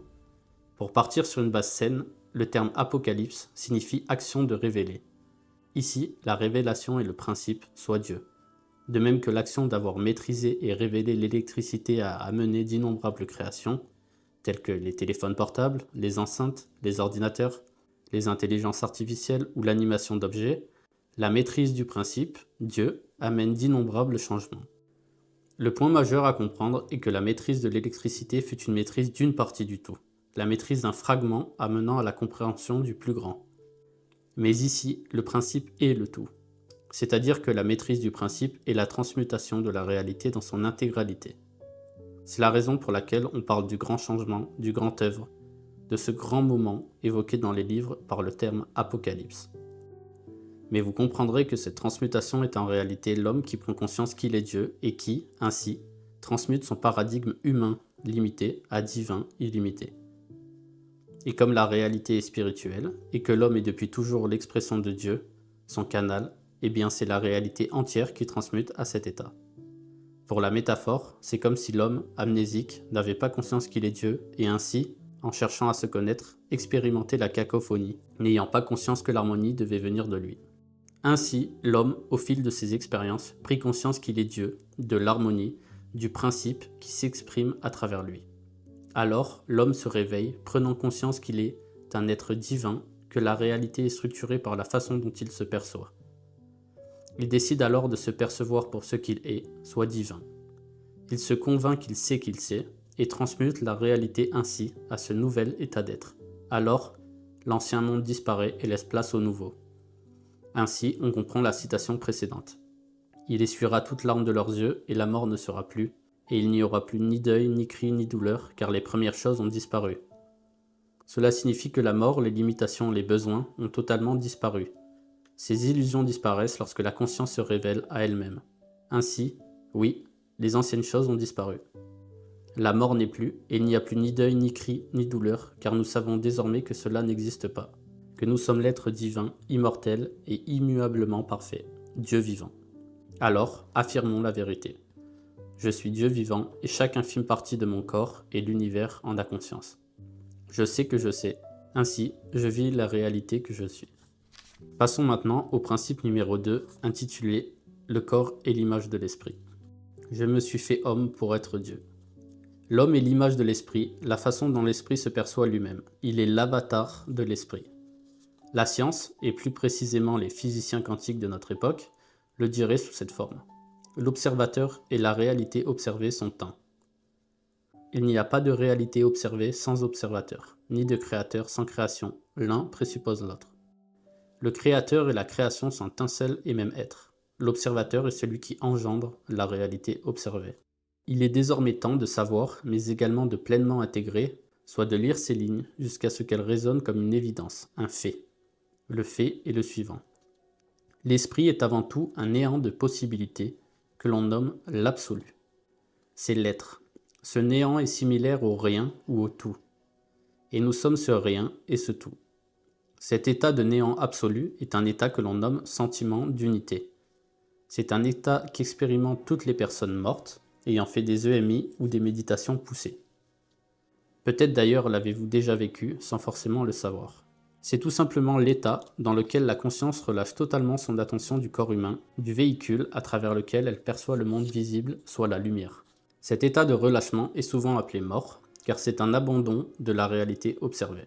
Mais vous comprendrez que cela n'a rien d'une mort. Vous êtes toujours là, et rien n'est altéré, ni votre façon de penser, ni quoi que ce soit. C'est juste un état dans lequel vous relâchez votre attention de la réalité observée, ce que vous avez structuré, donc incluant votre visage, corps, environnement, la vie que vous avez structurée, etc. Dans cet état, vous englobez l'espace infini, et prenez conscience que vous êtes la seule présence existante et que cette présence est Dieu. Vous savez que vous êtes Dieu, que tout est Dieu et qu'il n'y a que vous. Dans cet état, vous êtes vraiment sans aucune construction. Vous êtes dans votre état le plus pur. C'est là qu'émerge ce sentiment d'unité. Vous êtes toujours dans l'unité, simplement, quand votre conscience relâche son attention de la réalité visible, des possibilités structurées, l'attention se porte pleinement sur ce rien et ce tout, sur le soi le plus profond, le plus vrai. C'est de là que le sentiment d'unité, d'amour absolu et de paix ne peut qu'être. Maintenant, cet état est parfait, mais vous comprendrez que dans cet état, bien que parfait, vous êtes tout et à la fois rien. Je vous dis cela car dans cet état, vous englobez l'espace infini, êtes pure présence, donc plus léger que la substance éthérée, pur esprit. Mais de là, à partir du moment où vous repensez, donc refocalisez votre attention sur des possibilités, alors vous refaites s'effondrer ce champ des possibles infinis et reformez un corps humain ainsi que l'environnement.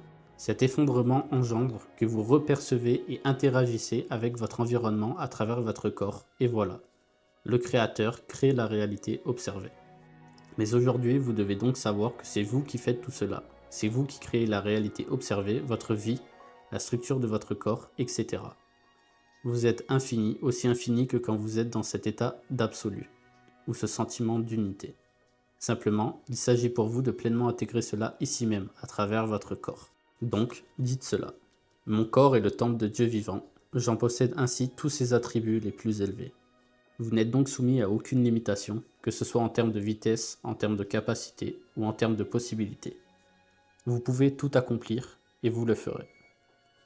Vous avez peut-être longtemps vu des films sur les super-héros, capables de voler, se déplacer à des vitesses accrues, se téléporter, dotés d'une force incroyable, ayant une aura imperméable même aux balles de fusil. Mais sachez que ces choses-là, sortent de votre imagination. Vous êtes la source de ces choses, de ces possibilités. Ce n'est pas elles qui vous apprennent quoi que ce soit, ou vous montrent ce que vous pouvez être, c'est vous qui structurez ces choses. C'est à vous de comprendre que leur origine vient de vous. Vous avez fait naître ces choses, ces possibilités dans l'esprit de chacun, mais il est maintenant temps de les incarner, de les vivre et de les expérimenter. Ce ne sont pas des contes de fées, ce sont la vraie vie. Franchement, regarde simplement la fourmi. Elle te montre que peu importe la taille, tu peux soulever des montagnes. Regarde l'axolote. Il régénère ses membres grâce à l'acide rétinoïque que l'homme, que toi, tu possèdes aussi. Réveille tes gènes, prends-en conscience, tout est déjà en toi. Et que dire du majestueux aigle royal, s'élevant dans les airs et virevoltant dans les cieux? Il ne combat pas le vent, il se laisse porter. L'oiseau et le vent sont un. L'oiseau est le maître du vent, maître de l'air. Toi, tu es le maître du tout. Rappelle-toi, celui en qui nous avons cru et dont nous sommes convaincus qu'il est capable de conserver et d'exprimer tout ce que nous lui avons confié. C'est maintenant que ça se passe. Ton corps n'a jamais été limité, ni en termes de capacité, ni en termes de quoi que ce soit. De même pour ton environnement.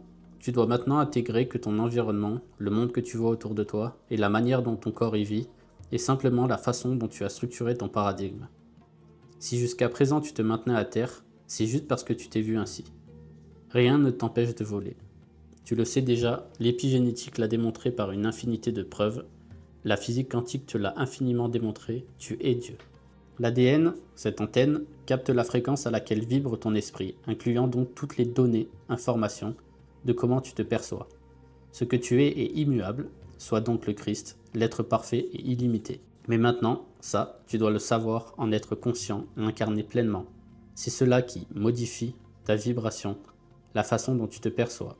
Je te rassure, tu y es, ceci est juste un rappel. Cependant, intègre bien le fait que tes cellules se régénèrent effectivement infiniment et de même que l'axolote, tu es non seulement capable de régénérer tous tes membres, œil, cœur, pancréas, jambes, bras, etc. mais également de restructurer un corps entier. Le caméléon t'a toujours montré cette capacité d'un être à modifier son apparence pour se fondre dans son environnement. Mais toi, l'homme, possède la capacité d'être ce que tu veux, puisque tu es déjà tout. Jusqu'à présent, la création te montrait tout ce que tu es, mais aujourd'hui, tu peux incarner tout ce que tu es. Tes cellules, ton corps en fait, tout simplement, est apte à être ce qu'il veut. Ton corps est l'image de ton esprit, la façon dont tu te perçois. Alors, perçois-toi comme tu es. Il en est de même pour tout, y compris l'incarnation des éléments.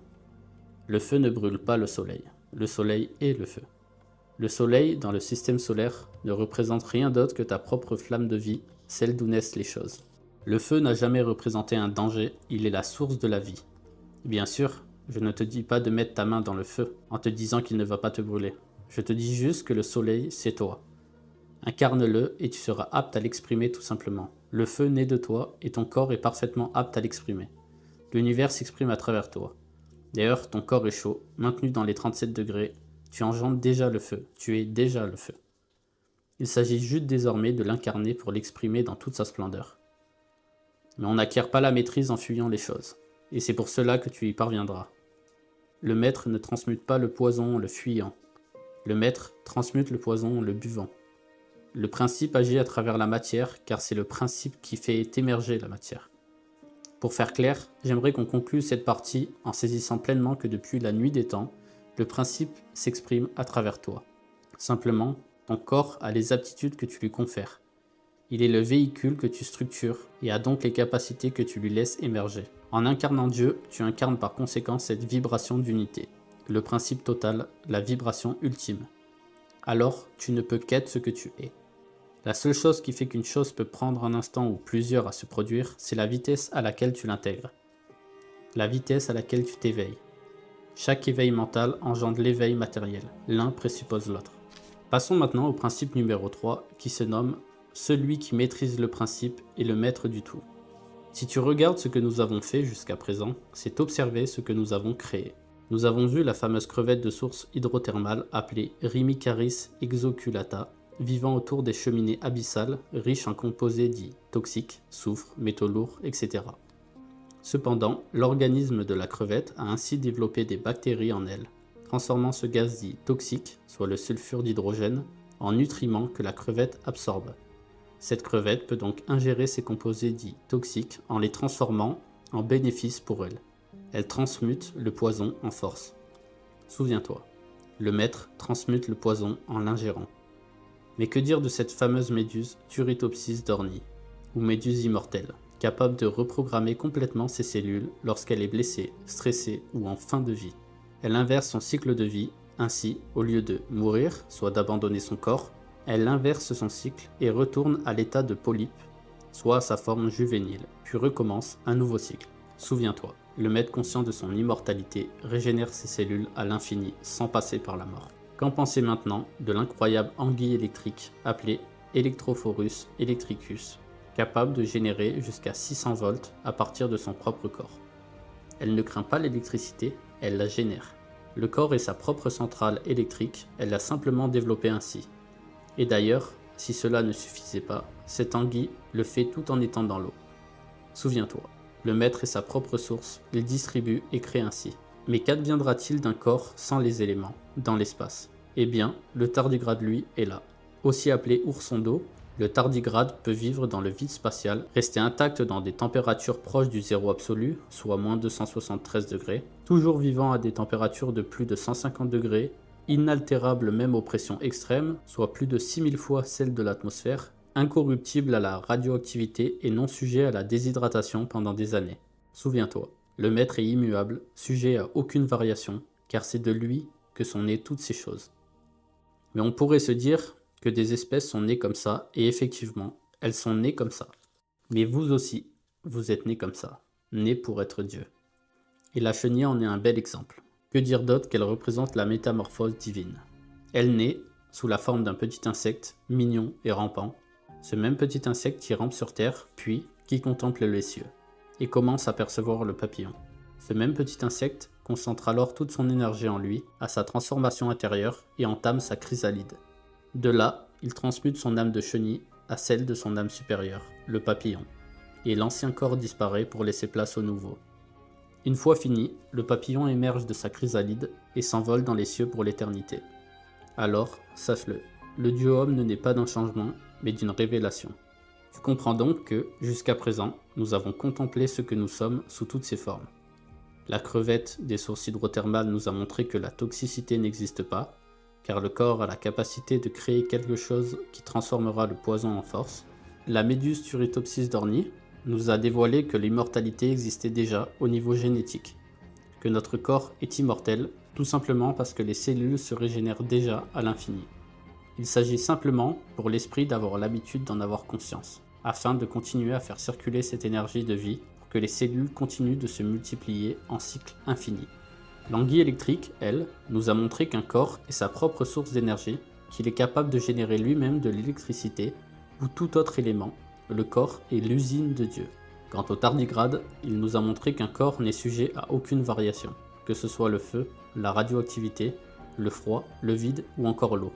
Soit donc, peu importe les conditions ou variations extérieures, cela n'altère aucunement le corps. Et la boucle finale, la chenille papillon, qui nous révèle tout simplement que le corps est l'image de l'âme qui l'habite, et qu'ici même sur Terre, nous sommes tout à fait capables de transcender tout état et même changer de forme lorsque l'esprit le décide. Le corps est l'image de l'âme. L'âme de Dieu ne peut que donner forme à un corps divin. Alors, disons la vérité ensemble. Je suis l'âme de Dieu. Si jusqu'à présent nous avons pu nous voir sous toutes nos formes, en regardant la réalité observée, donc notre propre création, il est maintenant temps de l'incarner afin de vivre tout cela depuis le centre de notre être. Nous ne sommes plus en train de contempler notre création pour comprendre que nous en sommes le créateur, mais savons bel et bien que nous sommes le créateur. Et aujourd'hui, nous passons donc à l'acte de création. Nous faisons ce que Dieu fait, créer, mais cette fois-ci, depuis le centre de notre être. Il s'en traduit donc que notre corps est ce qu'il est. Passons désormais au principe numéro 4, intitulé « La vie et l'animation de la matière ». L'esprit anime la matière, le maître amène l'esprit à la matière. L'esprit est la source originelle qui donne forme à la vie. Dans cette partie du livre, j'aimerais qu'on parle de la vie et de la manière précise dont les premières choses se forment. Pour cela, j'aimerais qu'on parle déjà de notre corps et de comment celui-ci s'est formé ou né. Déjà, le terme naissance signifie provenir. Cela ne signifie donc en rien un début, mais la manifestation d'une chose devenue physique ou visible. C'est cela qu'on appelle la vie, soit l'esprit manifesté dans une forme. Toute pensée se traduit par une forme. Ainsi, l'esprit s'est vu, s'est perçu, et cette énergie, soit image perçue, prend forme. Cette pensée se traduit par une forme. De là, oui, de nombreuses choses naissent et se structurent jusqu'à former votre corps dans son ensemble, au sein de la création elle-même, je le rappelle. Le corps est le véhicule formé au sein de soi-même. Alors, comment cela se passe-t-il? Eh bien, l'esprit, omniscient, l'énergie originelle, perçoit et structure la vie par la vibration de sa propre conscience. En observant la possibilité d'une forme vivante, il la cristallise, donnant naissance à la première cellule, une amibe pure, oint, issue directement de la substance originelle, que l'on pourrait appeler amibe christique. Si d'autres formes unicellulaires sont apparues, c'est toujours à partir de celles-ci, contenant en elles la totalité du principe, qu'elles ont pris naissance. Cette amibe, portant en elle l'Esprit de Dieu, engendre ensuite, par multiplication et information, une multitude d'autres cellules. Certaines se spécialisent et deviennent osseuses pour structurer l'ossature, d'autres adipeuses pour modeler la peau, musculaires pour le mouvement, certaines deviennent bactéries, capables de transmuter les poisons en bienfaits, d'autres deviennent génératrices d'électricité, comme celles que l'on retrouve chez l'anguille électrique. Certaines encore portent la mémoire de l'invincibilité, comme le tardigrade, capable de survivre au vide, au feu et à tout extrême. D'autres encore, émanant d'une énergie à haute fréquence, forment un champ protecteur autour de l'être, chacune prend une forme et une fonction en cohérence avec l'information transmise. Mais derrière ces formes variées se tient une seule et même conscience, l'unité de l'esprit. Ainsi, l'homme qui se reconnaît comme Dieu, l'homme conscient de sa divinité, incarne cette unité. Et c'est par cette conscience unifiée qu'il engendre à nouveau l'amibe d'origine, dans son état christique, parfaite, semblable en nature à la source. Cette première cellule recréée porte en elle le Verbe. Elle contient déjà tout le corps divin à venir. Elle se multiplie, se diversifie et transmet cette information parfaite à toutes les cellules, recréant un corps entier à l'image du principe. C'est ce que l'on appelle la résurrection, mais en réalité, il ne s'agit que d'un éveil intérieur à sa propre nature divine. Le corps, qui se régénère constamment, prend simplement appui sur cette nouvelle conscience pour se reconstruire selon cette nouvelle vibration. Ainsi, un nouvel état de conscience engendre un nouveau corps, semblable à la chenille qui devient papillon. Il ne s'agit pas d'une mort, mais d'une transmutation à plus grand. L'expérience humaine s'achève et l'expérience divine commence. Il n'y a jamais eu de fin, seulement une révélation, et de cette révélation émerge le nouveau. Maintenant, par extension, il en est de même pour faire émerger de nouvelles choses directement dans l'environnement autour de nous. Notre esprit est omniscient, omniprésent, emplissant l'espace infini. La formation de notre corps divin se fait au centre de notre être, mais par extension, nous emplissons tout le reste. Nous sommes donc aptes à faire émerger la vie, la forme, dans notre environnement. Le processus est identique. Nous percevons une possibilité dans notre esprit, issue de l'amour divin, et cette énergie originelle commence à former de nouveau une amibe, se multipliant et pouvant former tout autre corps. Nous donnons la conscience à partir de la nôtre. Et de même, précédant la forme, la génération des éléments en est de même. Notre énergie est émise, et selon la pensée, peut engendrer toute forme d'éléments, que ce soit le feu, les éclairs, l'air, l'eau ou la terre. Tout naît de la même chose. L'esprit qui maîtrise cela est donc apte à t'amener toute pensée à la vie, toute idée à la forme manifeste. Le Dieu homme manifeste tout simplement ses rêves à volonté par cette maîtrise du principe. Il sait amener les choses à la vie car il en a compris son origine, lui. Venons-en désormais au principe numéro 5. Un instant est aussi toute l'éternité. Rappelons-nous une chose, c'est en vivant que nous avons eu conscience que nous vivons. Nous nous sommes connus au sein de la vie, car la vie est l'expression vivante de qui nous sommes. La vie, c'est l'esprit en mouvement. Déjà, qu'est-ce que la vie? Ce que nous appelons la vie, au sein du monde visible, n'est autre que l'esprit en mouvement. Comme évoqué précédemment, l'esprit est omniscient, omniprésent et omnipotent. Il emplit l'espace infini et est donc un, soit amour. C'est le sentiment d'unité absolue, la vibration unique, celle à partir de laquelle tout se forme. Durant longtemps, nous nous sommes posé des questions du genre « Si l'univers a été créé, qui a créé l'univers ? Si l'univers s'est formé à partir de rien, qu'est-ce que ce rien ? Ou encore, si la vie est l'esprit en mouvement, comment est apparu le premier mouvement ? » Mais aujourd'hui, nous avons passé un cap, et ce cap est de rayer ces phrases. Dans le Codex d'Elohim, un des précédents ouvrages que j'ai écrit, nous avons évoqué le fait qu'il ne s'agissait pas d'essayer de comprendre l'univers à partir d'une structure mentale avilie, limitée, mais qu'il s'agissait justement d'abandonner sa structure mentale avilie, limitée, pour adopter sa structure mentale divine, illimitée. En fait, l'idée d'origine, même si ça peut vous paraître cru dit comme ça, est fausse. Le terme d'origine ne signifie aucunement un début, de même que le terme de naissance. En fait, rien n'a aucun début, il n'y a que des transformations infinies. En comprenant cela, alors on comprend et connaît l'univers et soi-même. Pour bien intégrer cela, il s'agit donc de savoir désormais que l'univers n'a pas d'origine. Il n'y a pas eu non plus de début à la vie, ni de premier mouvement. Ces choses ont toujours été et seront toujours. Rien ne peut se créer, puisque tout est. Le mouvement, la vie, a toujours fait partie de l'esprit. L'un présuppose l'autre, de même que l'homme est Dieu. C'est de cette même raison que vous pouvez oublier l'existence de la mort, qui n'a jamais eu lieu d'être. En réalité, l'esprit est, et la pensée de l'esprit, même si effectivement elle a évolué, a toujours été. Donc le mouvement a toujours fait partie de la vie, soit la vie a toujours eu lieu. La pensée et l'esprit, de même que l'homme et Dieu, ont toujours existé. La pensée se fait au sein de l'esprit, de même que la vie. La pensée représente le mouvement et l'esprit l'unité au sein de laquelle le mouvement se produit. Voilà tout. Relisez simplement cette phrase jusqu'à l'intégrer. Seul l'éternel instant présent existe donc, d'où la citation « Un instant est aussi toute l'éternité ». Ce que l'on appelle nouveau représente plutôt une transformation. De même que lors de l'émergence d'un papillon, c'est la chenille qui s'est transformée et est devenue papillon. Mais donc, le papillon n'est pas nouveau. Il paraît être né, mais relève simplement d'une transformation de la chenille en une nouvelle forme. C'est exactement le même principe avec tout dans l'univers. Les choses se transforment continuellement au sein de l'éternel instant présent. C'est l'éternel renouvellement. Et il en est de même avec votre corps. Le corps divin, celui que vous avez, se renouvelle continuellement. Il est toujours entièrement nouveau car vos cellules se régénèrent en permanence, donc tous vos organes, tissus, membres sont éternellement renouvelés. Sachez donc que votre véhicule est éternellement parfait. Mais dans cette partie de l'ouvrage, tout particulièrement ce principe, j'aimerais qu'on accentue l'importance d'avoir conscience de cela, soit que seul l'éternel instant présent demeure. L'esprit d'un individu est ce qui détermine les pensées qui lui viendront, ainsi que ses idées, mais également les sentiments qu'il va ressentir, et donc les choix qu'il va faire, les actions qu'il va entreprendre, et donc sa vie de manière globale, et son influence sur Terre. Par conséquent, l'esprit est vraiment la source de toute chose, d'où le fait qu'avoir l'Esprit Saint, soit donc conscient de sa divinité, est primordial. Car c'est par cet état de conscience, cette vibration que vous portez, que vos idées adviendront, que vos émotions naîtront, de même que vos pensées et donc vos relations avec les autres, les actions que vous allez faire, les choses que vous allez entreprendre et donc la vie que vous allez mener. Un état de conscience divin ne peut donc que donner forme à une vie divine. Et comme vous le savez également maintenant, votre corps lui aussi reçoit et se structure selon la vibration de votre conscience. Par conséquent, un état de conscience divin donne lieu à une vie divine dans tous les sens du terme. Autant au sujet de votre corps, soit votre véhicule, que dans votre royaume, soit monde dans lequel vous vivez.